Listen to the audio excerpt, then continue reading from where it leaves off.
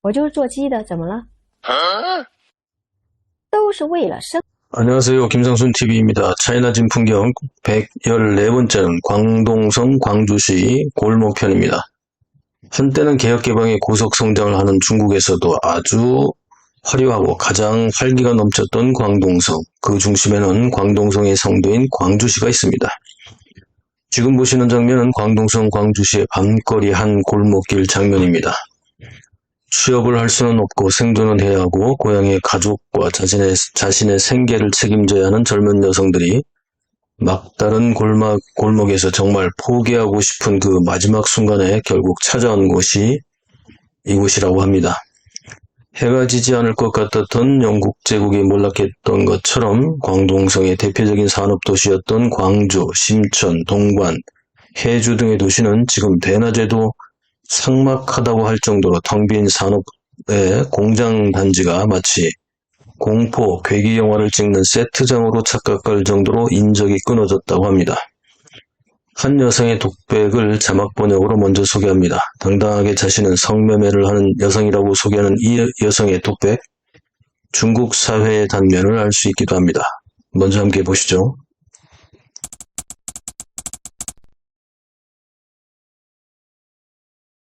我就是做鸡的，怎么了？都是为了生存。每个人的职业它不同，你做好你自己就行了，你不用去瞧不起别人，是不是？你上班你一个月你能赚多少钱？我一个月我随便做做，我比你赚得多，你信不信？当然辛苦是辛苦点啊，但是年轻人怕什么辛苦？看我这一身名牌，不都是做鸡赚来的吗？我老公都支持我。有时候生意好忙不过来的时候，我在里面做，我老公就在外面帮我招呼客人，是不是？哎，不强买不强卖，你情我愿，他丢人吗？他不丢人，我就喜欢做鸡。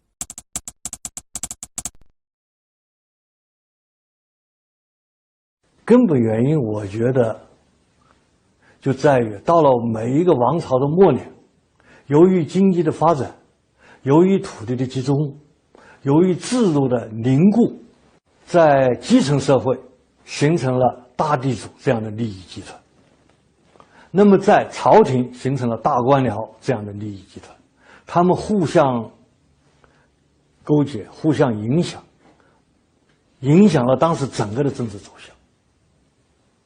他们为了维护他们自己的既得利益，反对一切有利于民生、有利于经济发展、有利于缓和当时社会矛盾的改革。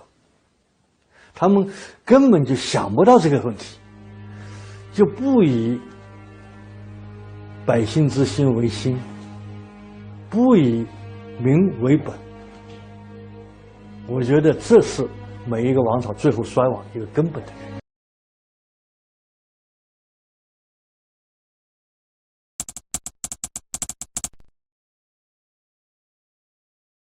改革的成功，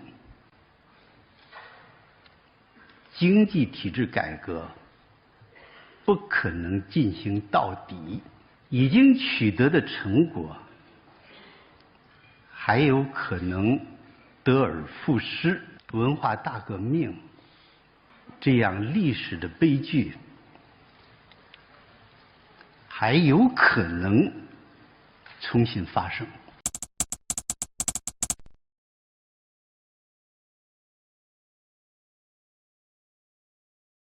한때는 농민공 한 사람이 광동성까지만 가면 시골의 온 가족이 어쨌든 먹고 사는 것을 걱정하지 않아도 될 정도로 직장을 구하는 것은 식은죽 먹기였고, 숭령공이 되면요, 주변 공장에서는 임금을 더 올려줄 테니 자기들 공장으로 언제든 오라고 했던 시절이 있었습니다. 불과 몇 년 전이죠. 그러나 제로 코로나 3년의 시간이 지나고 지금은 공장들이 줄도산하거나 중국 공장마저도 동남아로 이전하는 바람에 지금은 35세가 넘으면 공장 취업도 되지 않을 뿐 아니라 젊은 청년들도 직장 구하기는 하늘의 별 따기가 되었습니다. 중국 공산당은 1949년 10월 1일 중화인민공화국을 건국한 뒤에 국민당과 청나라의 잔재인 관료들의 부정부패, 지주와 자본계급의 착취, 그리고 밤거리 사창가 단속에 대대적으로 착수했고 마오쩌둥은 1951년 말 중국 전역에 만연했던 집장촌을 모두 섬멸하였다고 선언했습니다. 과거의 잔재를 털어버리는 전쟁에서 승리했다며 사회주의의 위대함을 대대적으로 선전했었는데요. 과연 그랬을까요? 중공의 집단 부패는 중국 건국과 함께 시작되어 오늘에 이르고 있습니다. 그렇다면 밤거리는 어떻게 되었을까요? 중국인들은 두 가지 그룹으로 나눌 수 있다고 합니다. 인류 역사 이래 변함없이 유지되었던 것처럼 기존의 밤거리는 잠시 사라졌다가 다시 생겨났고 다른 한 그룹은 진화하여 중공 체제 내부에서 발전해왔다고 합니다. 중공의 집단 부패로 체제 내부에서 자리 잡은 과거의 기생들은 공무원, 비서, 간호사, 여직원, 여군, 여경찰 등등의 체제 내부에서 중공의 고위층 간부들의 첩이나 소위 놀이객감으로 취급받으면서 안정되고 부유한 생활을 누리고 있다는 겁니다. 중공의 고위 간부들은 빼돌린 막대한 돈과 수십 명은 기본인 숨겨둔 여성들이 기본이라는 거죠. 체제 내부의 부패가 심해지면 심해질수록 한 나라의 경제가 망조가 들면 들수록 도덕과 성이 혼란스러워진다는 것은 반복되는 역사이기도 합니다. 1999년대부터 숨가쁘게 달려왔던 중국의 고속 성장은 30여 년 만에 이제 숨고르기에 들어갔습니다.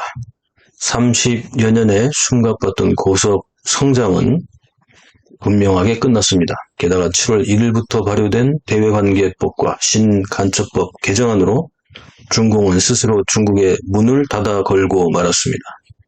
물론 그동안 성장해왔던 바탕과 규모가 있기 때문에 당분간은 버틸 수 있을지 모르겠으나 시진핑 1인 체제가 추구하는 길이 성장과는 전혀 반대가 되는 시장 폐쇄와 쇄국 정책이기 때문에 패권지형의 강경노선이기 때문에 중국은 지금 한순간 몰락해버릴 수도 있는 상황이기도 합니다.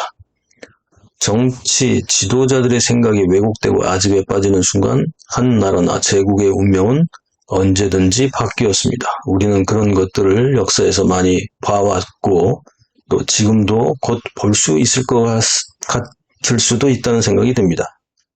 지금 우리는 역사의 큰 흐름 속에서 거대한 제국의 몰락을 또 다시 한 번 더 곧 볼 수 있을지 이런 생각이 들고 있습니다. 소련 해체가 상상도 하지 못하는 순식간에 일어났듯이 또 다른 제국의 몰락가 눈앞에 있는 것 같기도 합니다. 자, 영상 어떻게 보셨나요? 댓글로 소통하시죠. SNS 공유, 구독, 알림, 좋아요 응원해 주십시오. 감사합니다.